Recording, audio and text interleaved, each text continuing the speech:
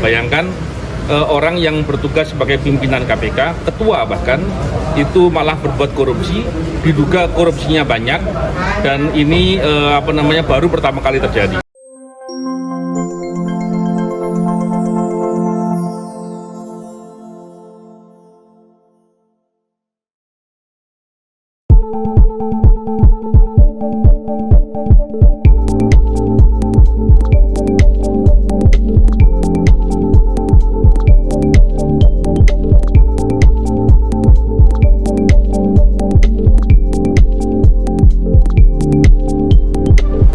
Saya juga beberapa kali menyampaikan ya terkait dengan perkara terkait dengan Firly Bahuri.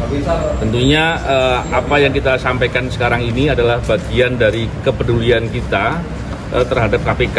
Tentunya melihat KPK perbuatan korupsi dilakukannya di KPK kan. Dan tentunya dengan penuntasan perkara ini kita perlu paham bahwa bisa jadi perbuatannya bukan satu, bisa jadi perbuatannya banyak. Dan kalau perkara ini segera diusut tuntas, kita tentunya berharap perkara-perkara lain yang terkait yang itu dilakukan di KPK bisa diusut juga. Tentunya kita semua tidak suka dan kita marah ketika praktek korupsi dilakukannya di KPK. Bayangkan lembaga yang memberantas korupsi kemudian justru malah berbuat korupsi. Dan terkait dengan perkara lain terkait Firly Bahuri ini, saya yakin perbuatannya banyak. Dan kalau yang satu ini belum dituntaskan, bagaimana bisa menuntaskan perkara-perkara yang lain? Dan tentu dengan ini dituntaskan, ini bisa menjadi deterrent effect terhadap siapapun yang bertugas memberantas korupsi. Jangan sampai terus kemudian malah justru berbuat korupsi, apalagi posisinya di KPK. Dan tentunya dengan ini ditangani dengan sungguh-sungguh, dengan tuntas, dan Firly segera dilakukan penahanan. Tentunya dengan begitu orang-orang yang berpotensi masih bisa berbuat perilaku yang sama itu takut dan tidak berani berbuat. Ini yang tentunya penting, dan sekali lagi penuntasan perkara ini penting sekali karena jangan memandang ini sebagai perkara berdiri sendiri. Bukan kejahatan biasa, tapi kejahatan yang luar biasa. Bayangkan orang yang bertugas sebagai pimpinan KPK, ketua bahkan, itu malah berbuat korupsi, diduga korupsinya banyak, dan ini baru pertama kali terjadi. Saya kira itu ya hal yang perlu saya sampaikan. Bang Novel, kita tahu bahwa kasusnya itu berkasnya naik turun di desa.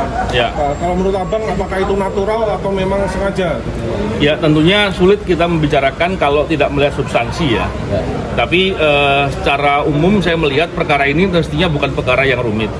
Karena perkaranya kita melihat dari dua hal. Yang pertama adalah perbuatan yang mengadakan hubungan dengan pihak berperkara, itu memang domainnya pidana umum katanya. Dan kemudian terkait dengan perbuatan korupsi yang tentunya ada beberapa perbuatan diduga yang dilakukan oleh Firly Bahuri. Bisa jadi kemudian ketika prosesnya itu ada sedikit problematik ketika mengusut apakah dibuat dua proses yang berbeda, karena peradilannya juga beda ya. Ini saya nggak ngerti apakah itu menjadi problematik yang membuat perkara itu bolak-balik. Tapi setidak-tidaknya kalau melihat dari pokok perkaranya, saya yakin ini perkaranya nggak rumit. Secara timeline ini kan secara timeline kasusnya kan ini kan ada dugaan saling sandera perkara antara Polda dengan KPK, ini bagaimana? Ya, soal dugaan-dugaan yang ada tentunya akan terjawab ketika perkara ini dituntaskan. Maka kita mendorong perkara ini dituntaskan agar tidak sampai ada dugaan-dugaan atau persepsi-persepsi.